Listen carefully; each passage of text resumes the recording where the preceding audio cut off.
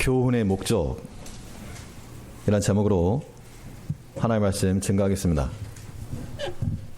이 가르침 혹은 교훈이라고 하는 것에 있어서 무엇을 교육할 것인가 라고 하는 분명한 이 교육 목표가 설정이 되어 있어야 됩니다.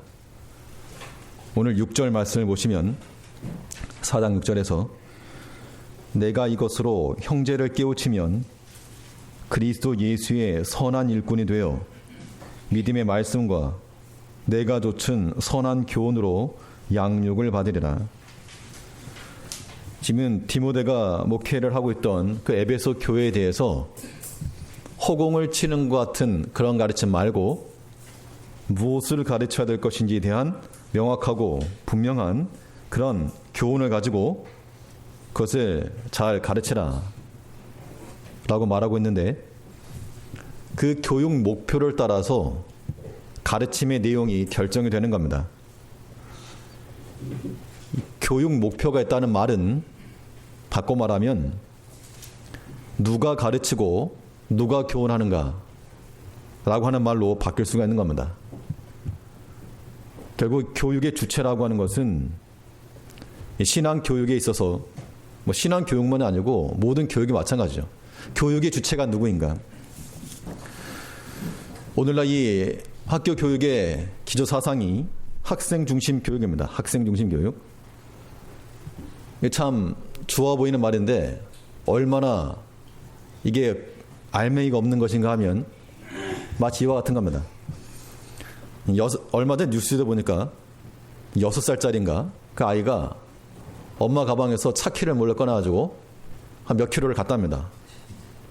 당연히 사고가 났죠. 학생 중심 교육이라고 하는 게 마치 그와 같은 겁니다. 완전히 부족하는 건 아니지만 생각해보면 그런 거죠. 뭘 알아야지 애들이 중심으로 하죠. 알아야지. 주입식 교육이 나쁘다 그러는데 그렇지가 않습니다. 요즘 그 자사고 문제로 뉴스가 나오긴 하는데 상상고, 민사고나 상상고나 전국구죠. 거기 우수한 학생들이 갑니다. 전에 맡았던 아이 가운데 하나도 거기 간다 그래서 추천 써줬는데, 그런 아이들을 모아놓으면, 잘하는 아이들끼리 모아놓으면 거기서 또 경쟁이 발생하는 거죠. 이강인 선수 동네 축구, 조기 축구 집어넣으면 안 되는 것처럼 잘하는 애들끼리 모아놔야 그런 아이들은 말 그대로 학생 중심 교육이 가능해요. 좀 아니까. 근데 그렇지 않은 아이들에게는 좀 주입식해서 알아야지 되는데 무조건 나쁘다고 하니까 이거 완전히 이 알맹이가 없는 빈 껍데기에 불과한 겁니다. 원래 교육도 마찬가지죠. 평신도 중심의 교육. 물론 당연히 평신도들의 신앙 성장이 필요한 겁니다. 그렇다고 해서 오늘은 내가 설교하고 내일은 너가 설교하고 이렇게 가는 것은 바람직하지 않습니다. 성경은 무슨 교육을 말하고 있는가 하면 성경에서도 교인 중심 신앙 이게 아니고 철저하게 하나님 말씀을 주입한 겁니다. 이 말씀을 너는 마음에 새겨라. 달려가면서 읽을 수 있게 해라. 떠나지 말아라. 이 말씀 항상 기억해라.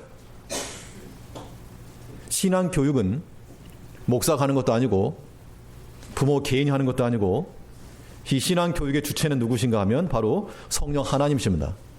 하나님께서 친히 그의 가르침을 교훈하시는 것이지 목사나 부모들은 그 통로에 불과한 겁니다.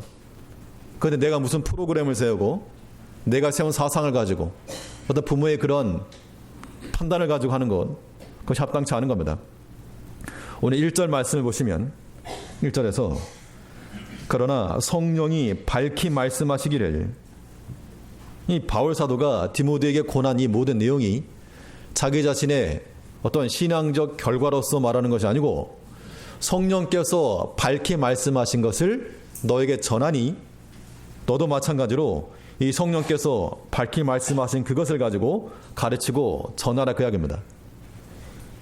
이 교훈이 하나님께로서 왔다는 것인데, 그러면 하나님께서 성령께서 친히 우리에게 밝히 교훈하시는 그 내용이 무엇인가? 하나님께서 우리에게 너희가 이것을 좀 알아라. 후일에 이렇게 될 것인데 꼭 기억하고 있어라 라고 하신 말씀이 무엇인지 우리가 깨닫고 그 말씀대로 행할 줄 아는 우리가 되어야 되겠습니다. 그럼 성령께서 우리에게 교훈하신 내용이 무엇인가? 본 말씀을 통해 살펴보면 첫째는 믿음에서 떠나지 않도록 하라는 겁니다. 믿음에서 떠나지 않도록 하라. 이것이 성령께서 우리에게 밝히 말씀하고 있는 겁니다. 이 믿음이라고 하는 것이 하나님의 백성들이 있어야 될 자리인 겁니다. 그래서 이 성경 말씀이 우리 영혼의 알파벳이라고 한다면 ABC, 기억, 니은, 디귿이라고 한다면 믿음은 사칙 연산과 같아서 1, 10, 100, 1000 이렇게 나갈 수 있는 겁니다. 우리가 성경을 알지 못하면 하나님을 알지 못하고 믿음이 없으면 하나님께로 나아갈 수 없기 때문에 하나님의 그 깊은 세계로 들어가기 위해서는 반드시 믿음이 전제되어야 한다는 겁니다. 그래서 성경은 뭐를 말합니까? 믿음이 없이는 하나님을 기쁘시게 할 수 없다. 하나님께 나아간 자는 반드시 그가 계신 것을 믿고 자기를 잔자들에게 상 주시는 이심을 믿어야 할지니라. 하나님을 향한 바른 믿음에서부터 우리의 신앙이 세워져 나가는 겁니다. 그러니까 믿음에서 떠나버리면 이 신앙 교육이 이루어질 수 없는 거죠. 바른 교훈을 얻지 못한다는 겁니다.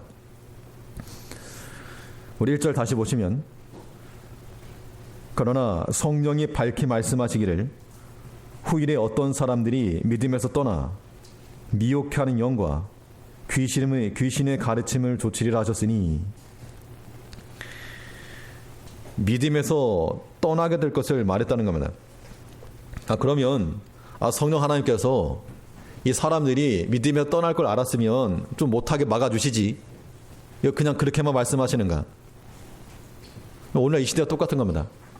시대가 점점 악화져 가고 또 진리가 쇠퇴져 가고 우리 믿음이 가늘어지는 이런 시대에서 하나님이 좀 아시면 우리 믿음 좀 강하게 해주시고 모든 사람들이 더 굳건한 믿음에 가게 해주시지 왜 이런 상태로 내버려 두시는가?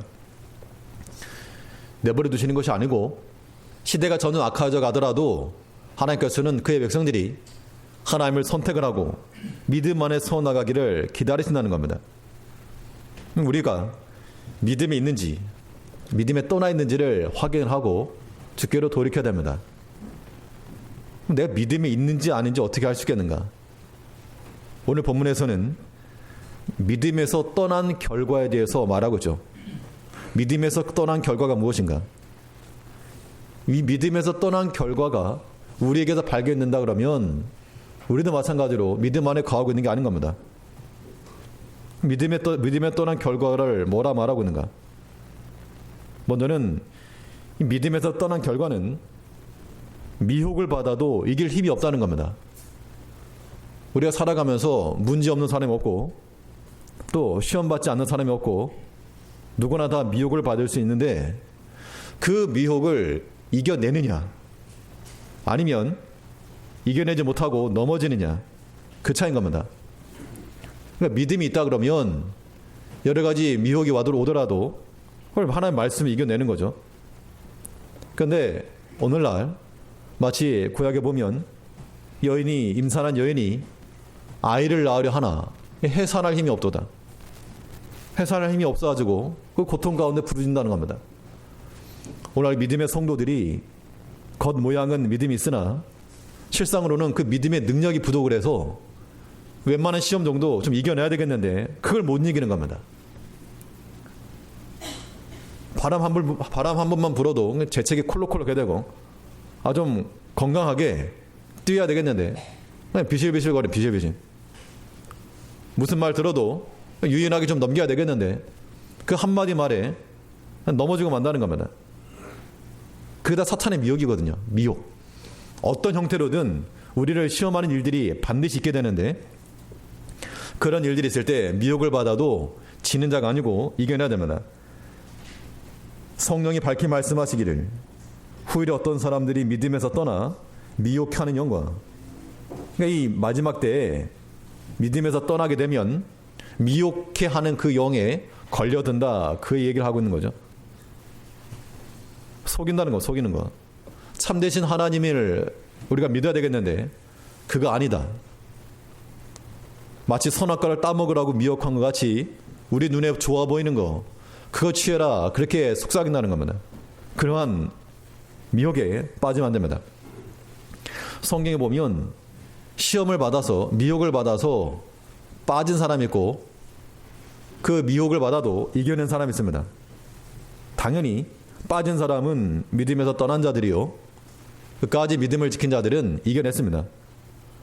발람이 그러하였고 아간이 그러하였고 심지어 다윗조차도 그가 시험을 받아서 이겨내지 못하니까 미혹의 영에 빠진 겁니다.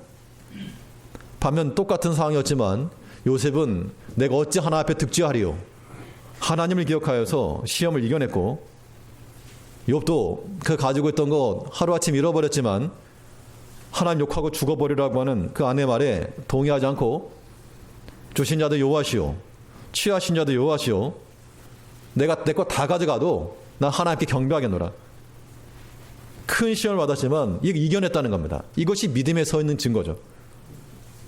예수님께서도 믿음의 주요 온전케 하신 예수님께서도 마귀의 시험을 받으실 때 먹는 문제 금식하고 줄이신 이후에 넘어가지 않으시고 이겨냈다는 겁니다.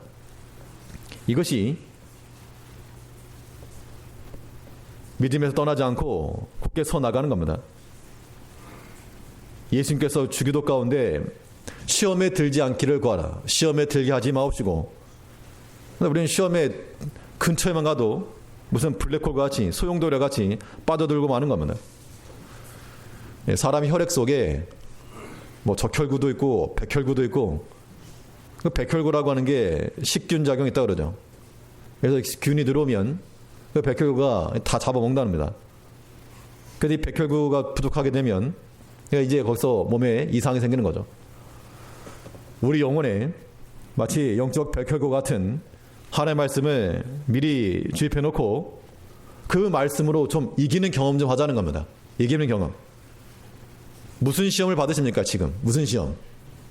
사람이 시험을 받기도 하고 혹은 경제적 물질적 시험을 받기도 하고 여러 가지 시험이 있을 수가 있는데 그거 넘어가지 마시고 하나님의 말씀 가지고 좀 이겨내셔야 됩니다. 내 마음을 괴롭게 한다, 불편하게 한다, 속상하게 한다. 그 가만 냅두면 어떡합니까? 도리어 하나님의 말씀으로써 우리 마음에 평안함을 얻고 주의 말씀을 사랑하는 자들에게는 장애물이 없다 그랬습니다. 장애물이 없다는 것은 문제가 없다는 게 아니라 넘어서니까 문제가 아닌 겁니다.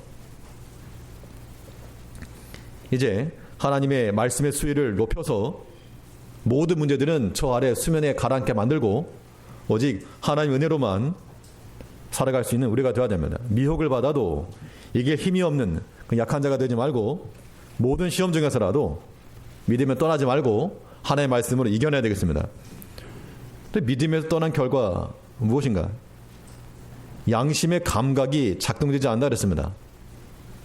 믿음에서 떠나버리게 되면 이 신앙 양심이 오늘 본문에 있는 것처럼 화인 맞은 자가 되어서 화인이 맞았다는 것은 감각이 없다는 건데 2절 말씀 보니까 자기 양심이 화인 맞아서 외식함으로 거짓말하는 자들이라. 성령이 밝히 말씀하시기를 후일에 이런 일이 있을 건데 어떤 사람들이 미혹과 거짓의 영을 따르고 또 자기 양심이 화인 맞아서 이 화인이라고 하는 것이 예전 노예나 또 짐승들에게 자신의 소유라고 하는 것을 알리기 위해서 쉽게 말하면 불로 지진 겁니다. 아마 대부분 왼쪽 어깨에 동그란 흉터들 계시죠? 왼쪽 어깨에 불주사 자국. 저도 어렸을 때 기억이 납니다. 그 불주사 맞는다고 그 두려움에 떨어가지고 순서를 기다리다가 맞아가지고 볼록 튀어나온 게 있는데 그런 것은 한번 화인 맞게 되면 무감각이죠. 무감각. 거기는 웬만해서 아프지 않습니다. 피가 나도록 모를까 뭐 좀 눌러도 아프지 않는 거죠. 감각이 없어지니까. 마치 양심이 화인 맞았다는 것이 이와 같은 겁니다. 양심이 화인 맞아가지고 아무런 감지도 없고 작동을 안 하는 거. 마치 이런 거죠. 그 화재가 발생하게 되면 비상벨이 울리거나 아니면 스프링클러가 작동해서 해야 되는데 이게 고장이 나가지고 작동 안 하는 겁니다. 있으나 마나한 거. 신앙 양심이라고 하는 것은 성령이 임하시는 좌소라 그랬습니다. 하나님께서 우리 안에 어디 거하시는가? 뭐 심장 속에 거하십니까? 아니면 폐 속에 거하십니까? 우리의 신앙 양심 가운데 거하시는데, 그러므로 이 양심의 기능이 뭐라 그랬습니까? 양심의 두 가지 기능이 있다고 그랬는데, 하나는 뭐를 책망하고, 죄를 책망하고. 그러니까 우리가 죄를 지려고 그러면 양심의 가치가 들죠. 양심의 가치가 없이 행한다 그러면 그는 뭐 그냥 해도 됩니다. 해도 되는 게 아니라 뭐 하나님께 내놨으니까. 근데 우리가 어떤 일을 하려고 그랬을 때 마음에 가치가 들잖아요. 그러면 그것은 성령께서 우리 양심을 통해서 안 돼. 그 우리가 귀막아버리는 거예요. 그러니까 죄에 대해 책망하시는 이 양심의 기능이라고 하는 것이 작동하지 않으면, 화인 맞으면 죄를 지는데 담대해지는 겁니다. 하나님이고 뭐가 없는 거예요. 그냥 불도저 같이. 이거 양심이 화인 맞은 자요, 믿음에서 떠난 자의 모습인 거죠.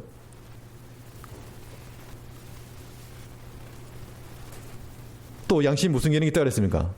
죄를 책망함과 동시에 성령의 감동을 받게 하는 겁니다. 성령의 감동하심을 깨닫게 하는 거죠. 그래서 우리가 하나님의 말씀을 듣거나 읽거나 하다 보면 우리 마음에 감동이 올 때가 있다는 겁니다. 그럼 그 말씀을 따라서 순종해야 되겠는데 가만 냅두는 거죠.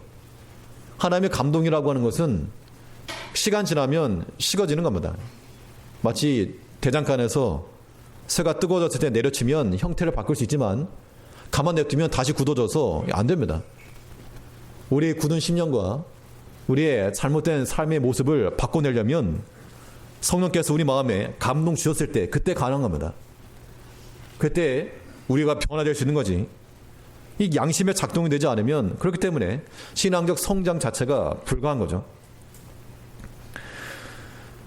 양심이 무뎌지도록 내버려두지 말고 하나님께서 우리에게 암시하는 것, 작은 사인에서라도 하나님의 뜻을 발견하고 또 주께로 돌이킬 줄 아는 그런 깨어있는 양심을 가져야 되겠습니다.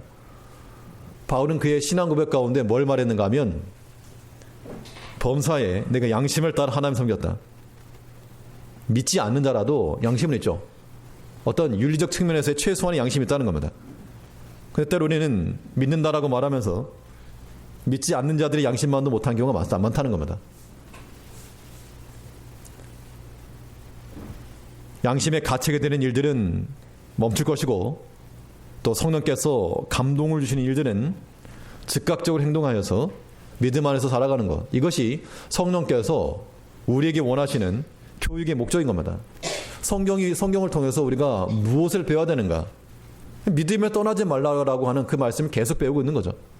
믿음에 떠난 형태, 시험을 받아서 이기지 못하면 믿음 떠난 거다. 양심의 감각이 없이 작동하지 않으면 그것도 믿음 떠난 거다. 언제든지 우리를 책망하시는 하나님과 감동하시는 그 하나님께서 우리 신앙 양심을 가지고 일하시는 줄 알고 무뎌지지 않도록 항상 깨어서 주를 섬겨나가는 우리가 되어야 되겠습니다. 믿음에서 떠난 결과 무엇인가? 믿음에 떠나게 되면 이 거짓을 표출하게 되었다고 했습니다. 믿음에 떠난 결과 거짓을 표출하게 되면 반대로 믿음에 서 있는 자들은 항상 진실하고 거짓된 것을 버려야 됩니다. 이것이 믿음 안에 있는 것이요 성령의 교훈하시는 바입니다. 2절 다시 보시면, 자기 양심이 화인 맞아서 외식함으로 거짓말하는 자들이라. 후일에 어떤 자들이 일어나서 미혹된 영, 귀신의 영을 따르고 양심을 화인 맞고 거짓을 말할 것이라. 이 거짓이라고 하는 것이 왜 경계해야 되는가? 거짓사비가 누구라 그랬습니까? 거짓사비는 마귀라. 거짓사비는 마귀라 그랬기 때문에 우리가 거짓을 따라 행하고 말하는 것은 마귀의 자식이 되는 겁니다. 그렇기 때문에 우리가 그것을 경계한다는 겁니다. 사람 속에 더러운 게 있죠. 사람의 몸 속에도 그렇고 우리의 마음 속에도 그렇고 사람의 속에는 더러운 게 있다는 겁니다. 근데 그것이 그냥 속에만 있으면 별 문제는 없는데 이것이 밖으로 나오면 보기 역겨운 게 되는 거죠. 사람마다 다 부패함이 있지만 우리 속에 있는 것들이 밖으로 나오지 아니하도록 그 부패함이 거짓되고 부패한 것이 밖으로 나오지 않도록 다스리는 것은 우리의 역할인 겁니다.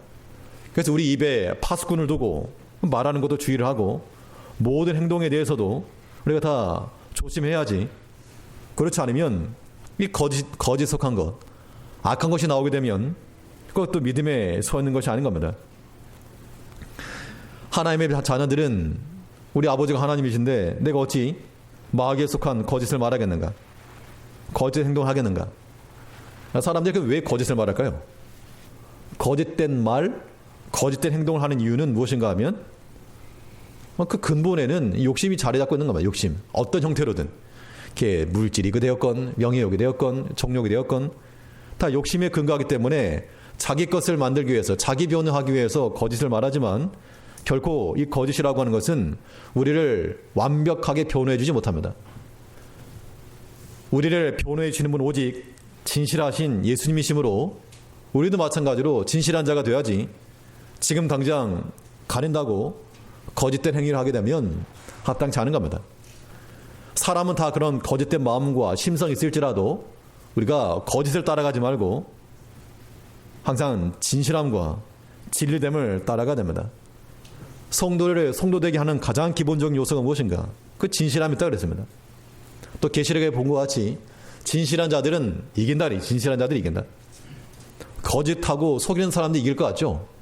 그런데 그렇지 않고 진실한 자가 이긴다 그랬습니다. 하나님의 말씀이거든요. 그러니까 인본주의적 사상을 가지고 있으면 속이는 것과 거짓하는 것이 뭐 이것도 하는 방법이지 이렇게 생각할 수 있는 겁니다. 학생들과 청년들 조사를 해보게 되면 내가 성공을 위해서라면 거짓말도 서슴지 않겠다. 상당수입니다. 상당수. 아마 지금도 그럴 겁니다. 뭐 학생들이나 청년들만이 아니고 우리 사회생활 하시는 모든 성인들도 사회생활 하려면 거짓말도 좀 필요하고 속이는 것도 필요하다. 그러나 성경은 언제라도 그런 걸 말하지 않습니다. 진실한 자가 이기느니라. 하나님을 믿는 백성들은 최소한 그 진리를 가져야 됩니다. 비록 다른 사람이 거짓을 말하고 거짓을 말하는 그 세상 속에 살아간다 할지라도 우리 진실을 따라가고 참된 것을 따라갈 때 하나님께 약속하신 대로 진실한 자가 이길 것이라. 이것이 믿음 안에서 나간다는 겁니다. 그럴 용기가 필요하죠. 용기가 필요합니다. 그래서 믿음 안에 산다라고 하는 것이 그래서 우리가 믿음 안에서 용기 있게 주를 의지하지 않으면 믿음으로 살아가는 것 자체가 불가하죠. 그러나 성령께서 우리에게 밝히 말씀하시는 바 어디서 떠나지 말라? 믿음에 떠나지 말아라. 믿음에 떠나지 말아라. 미혹과 시험을 받아도 좀 이겨내고 죄를 책망하고 우리의 감동 주시는 그 양심의 감동을 따라 행동을 하고 거짓된 것은 마치 바퀴벌레 본 것처럼 그냥 밟아버리고 오직 진실함과 진리를 따라서 행하는 것, 이것이 성령께서 우리 안에 원하시는 교육 목표인 줄 알아서 하나님께 친히 우리에게 교훈하시는 것만큼 그 말씀을 들고 믿음에서 떠나지 않는 성도님들 되셔야 되겠습니다. 둘째로 성령께서 우리에게 교훈하시는 내용이 무엇인가? 둘째는 하나님의 창조의 목적을 실행하라는 겁니다. 하나님께서 지으신 바 그대로 두어라. 우리가 하나님께 영광을 돌린다는 건 다른 거 아니고 하나님께서 창조하시고 지으신 것 그대로 두고 그냥 봐라. 그겁니다. 하나님이 지으신 것이 그 자리에서 그 역할을 할 때 가장 선하고 아름다운 겁니다. 그런데 이 하나님의 창조 질서에 반해서 다른 교훈을 하는 사람들이 있을 것을 말하고 있는데 오늘 본문에서는 특별히 혼인과 식물을 폐하는 자가 있을 거라고 예고하고 있습니다. 3절 말씀 보니까 혼인을 금하고 식물을 폐하라 할 터이나 식물은 하나님의 지으신 바니 믿는 자들과 진리를 아는 자들이 감사함으로 받을 것이니라. 혼인과 식물이라고 하는 것은 하나님께서 주신 것인데 어떤 사람들이 일어나가지고 그걸 금했다는 겁니다. 왜냐하면 그것이 이제 자기들의 경건함과 거룩함을 드러내는 증거로 삼았다는 건데 잘못되었다 그랬습니다. 하나님께서 지으신 것은 다 선하다 그랬죠. 4절 말씀에서 하나님이 지으신 모든 것이 선함에 감사함으로 받으면 버릴 것이 없느니라. 그러니까 하나님의 정하신 창조 규례를 그대로 지키는 것이 가장 아름답고 가장 선한 것인데, 오늘날 이 사상이, 인본주의적 사상이 하나님의 가르침을 반대로 한다는 겁니다. 또 사람들이 그것이 옳다, 이것이 인간적인 것이다 라고 속임받고 있고, 어떤 경우에는 성도들까지라도 뭐 그런 잘못된 사상에 빠져나간다는 겁니다. 이 시대가 참 개탄할 만한 시대가 되고 말았습니다. 하나님의 말씀 자체가 어겨지는 것을 당연시 여기는, 어떻게 보면 한국 같은 사회는 그래도 어느 정도 유교적 전통이 있어서 윤리적 교훈을 좀 중시도 했지만 오늘은 다 무너지고 있는 거예요. 간통법 폐지가 되었죠. 그러면 지금은 뭐 그렇지만 아이들 세대, 이 다음 세대들은 간통이 뭐예요? 이렇게 나온다니까요. 그런 행실 자체를 죄의식조차 느끼지 못한다는 겁니다. 또 뉴스를 보니까 12주 이내 하는 낙태는 허락이 된다. 12주면요 한 3개월 정도죠. 그 아이가 한번 유산됐었을 때, 일본에 있을 때 한번 유산됐는데 한국에서는 그런 걸 안 보여줬는데 보여주더라고요. 그 이미 뱃속에서 그 심장이 멈춰가지고 이미 이제 죽은 거죠. 사산된 거죠. 그 수술을 해서 이제 그걸 적출하는데, 이거 조그만 병에다가 약품 처리해가지고 그걸 보여주더라고요. 보여주는데 물론 눈, 코, 입이 있는 건 사람은 아니지만, 물론 몇 주 안 됐으니까 사람 형태는 아니죠. 그런데도 마음이 굉장히 무겁고 착잡하더라고요. 근데 한 12주 그러면 이거 참 그거를 어떻게 과연 그렇게 할까? 그러니까 이제 법적으로 허락이 됐다는 겁니다. 이게. 그러니까 오늘 많은 사람들이 그것이 인권이고 뭐 그렇게 말하죠. 뭐 특수한 케이스를 말하면서, 그 예전에 그 의정부에서 송주 그쪽 순환고속도로 거기 안 뚫렸던 이유 아시죠? 사패산 터널 안 뚫렸던 이유가 뭡니까? 도롱뇽 죽으면 안 되니까 아마 그거 단식했던 사람도 있었고요. 도롱뇽을 살려내라. 도롱뇽은 중요하고, 그렇죠. 12주 된 거는 그냥 죽어도 되는 거죠. 그런 것이 법제화가 되어버렸다는 겁니다. 그러니까 오늘날 많은 사람들이 그냥 무감각해져 있는 거. 참 개탄한 겁니다. 개탄스러운 겁니다. 동성애도 마찬가지고 퀴어 축제라고 하는 갖다 붙일 때 축제가 되는 거죠. 음산하고 음란하고 방탕한 것이고, 이런 것들이 뉴스에서나 방송에서나 혹은 보면 유명한 연예인들이나 그런 것들에 대해서 인정을 하고 동의를 하고 SNS에서 좋아요 눌러주면 그것이 무슨 의식이 있는 것이냐, 이것이 오늘날 세대가 되었다는 겁니다. 그러나 그런 것이 비록 이 시대 사상처럼 된다 할지라도 하나님의 백성들은 우리가 추구해야 될 창조의 목적, 우리가 버리지 않아야 됩니다. 여전히 성경에서는 뭘 금했습니까? 간음 금하고 있죠, 당연히. 또 동성애, 남색하는 자들은 돌로 때려 죽이라 그랬습니다. 우리 이렇게 말하면 이제 나중에는 그 뭐 고소를 해가지고 잡혀갈지도 모르죠. 목사가 저는 평등법 위배했다고. 하나님께서 창조의 목적을 지어 나가는 것, 하나님이 지으신 것이 선하기 때문에 그걸 그대로 지키는 것이 아름다운 겁니다. 하나님께서 우리에게 교훈하시는 그거죠. 하나님께 지으신 거 변기하지 말고 그거 보면서 하나님 계신 줄 알아라. 선악과를 먹지 말라고 했던 것도 마찬가지입니다. 그 뭐 아까워서 그게 아니고, 이것을 지으시니까 하나님이시니까 저걸 보면서 하나님이 창조하셨다, 그것을 깨달아라, 그 얘기인데 그것마저도 범해버렸다는 겁니다. 사람이. 하나님 창조의 목적이 무엇입니까? 사람에 대한 창조의 목적은 하나님께 영광을 돌리는 것과 그를 찬송케 하는 거라 있다 그랬습니다. 하나님께 영광이라고 하는 것은 어떻게 가능합니까? 지난 수요일에 본 것처럼 예수님께서 하나님께 영광을 돌리신 방법이 있습니다. 요한복음 17장 4절에 보면 아버지께서 내게 하라고 하신 것을 내가 순종하여 아버지를 영화롭게 하여 싸우니, 그러니까 그 주의 말씀을 순종하는 것이 하나님을 영화롭게 하는 길이 된 겁니다. 마찬가지로 우리가 어떻게 영광스럽게 하겠습니까? 하나님의 말씀에 순종하는 겁니다.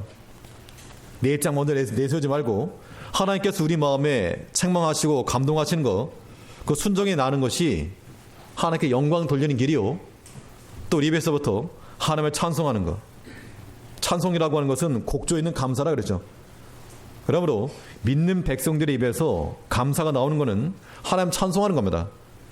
그래서 감사로 받으면 모든 게 선하다 그랬죠. 4절 다시 보시면 하나님이 지으신 모든 것이 선함에 감사함으로 받으면 버릴 것이 없나니. 우리 하나님 앞에 찬송함으로, 감사함으로, 이것이 하나님의 창조의 목적을 실행하는 겁니다. 하나님 이겨먹으려고 하지 마시고 하나님 말씀에 온전히 순종하고 굴복하고 우리 의지까지라도 다 굴복시켜야 됩니다. 우리 모든 사상까지라도. 그래서 하나님의 지으신 그 목적대로 실행해 나가는 것, 이것이 성령께서 우리에게 교훈하시는 바라고 하는 겁니다. 주의 말씀에 철저히 순종하여 하나님의 영광을 돌리며 모든 일에 감사함으로 주께 찬송하여 하나님께서 우리를 지으신 그 창조의 본, 하나님이 지으신 그대로 하나님께 나아가는 그 성령의 교훈하심과 가르침을 따라가는 우리가 되어야 될 줄 압니다. 마지막으로 성령께서 우리에게 교훈하신 내용이 무엇인가? 이 거룩함을 일상과 같이 나타내라는 겁니다. 이 거룩한 행실이 우리 가운데 필요한데, 이 거룩이라고 하는 것은 하나님을 향한 구별됨에서 나오는 겁니다. 5절에 보면 하나님의 말씀과 기도로 거룩하여짐이니라. 근데 여기서 잘못 오해를 하게 되면 기도하면 음식이 실제로 무슨 거룩하게 바뀐다, 그런 의미가 아니고, 하나님, 이 거룩이라고 하는 게 하나님을 향해 구별하여 드린 겁니다. 하나님께로 드려지고 구별했기 때문에 그것이 거룩한 것이지, 음식 자체가 더 뭐 성스러워지고 먹으면 갑자기 막 기도가 터져나오고 이런 거 아닌 거죠. 그러니까 똑같은 음식이지만 하나님께 구별된 것들은 다 거룩한 겁니다.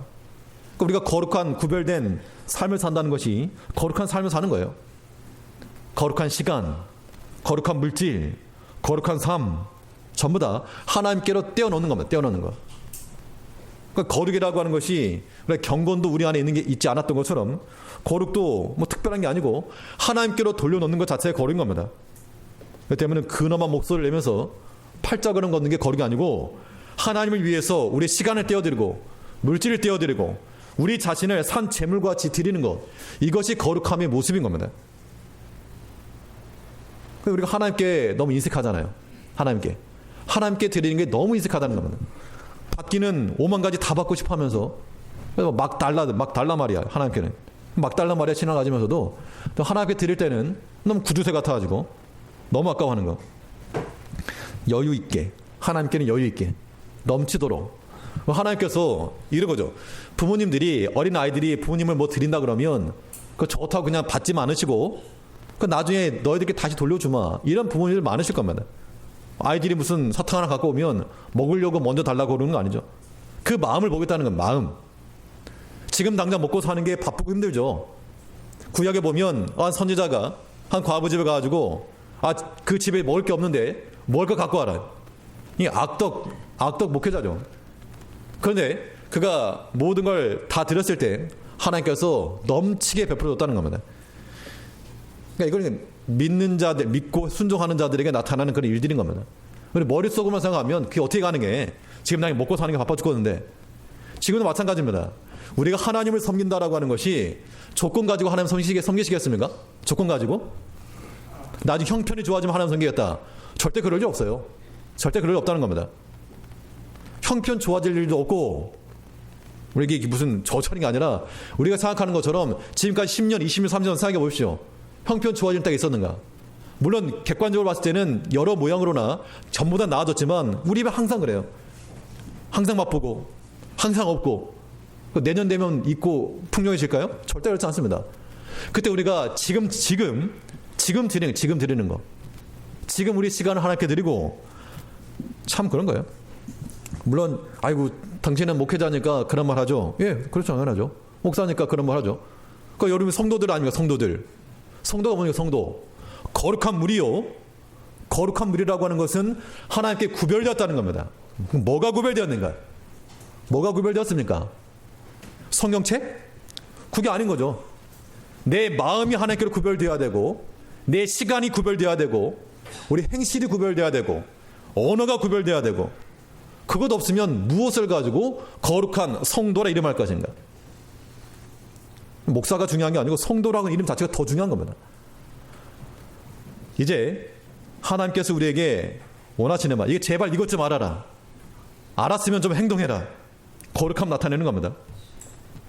그렇다고 이거 가지고 기도하고 먹으면 된다. 그러니까 우상제물도 기도하고 먹으면 되고, 예전에 선배 하나 그랬습니다. 술 안 먹는다 그러니까 괜찮아. 기도하고 먹으면 돼. 성경에 보면 기도하면 거룩해진다게 된다고. 기도하고서 가는 감사합니다 하고 마시고 그렇게 말하는 사람도 있거든요. 실제로. 성경을 그렇게 판단하면 안 되죠. 하나님께 구별해야 되는 겁니다. 이제 성령께서 후일이 일어날 일들을 밝히 말씀하시면서 이 시대가 점점 악화해져 가고 거스러진 세대가 될 텐데 너희 어떻게 살 것이냐. 믿으며 떠나지 말 것이며 하나님께 지으신 그 목적 그대로 하나님의 말씀에 온전히 순종하고 감사함을 통해서 창조의 목적을 실현할 것이며 하나님께 구별하고 하나님께 드림으로 인하여서 거룩함을 가지고 살아가라. 이것이 우리에게 요구하시는 그러한 선한 교훈이요 말씀이라고 하는 겁니다. 이것을 디모데에게 권했고 이것을 또 그 성도들에게 요구했다는 겁니다. 아무쪼록 우리 재래교회에 속한 모든 성도님들도 성령 하나님께서 친히 우리에게 말씀하신 것을 알고 모든 일에 믿으며 떠나지 말고 또 하나님 앞에 구별하여 드림으로 거룩함 가지고 살아가는 모든 성도님들 되시길 바라겠습니다. 네, 기도하겠습니다.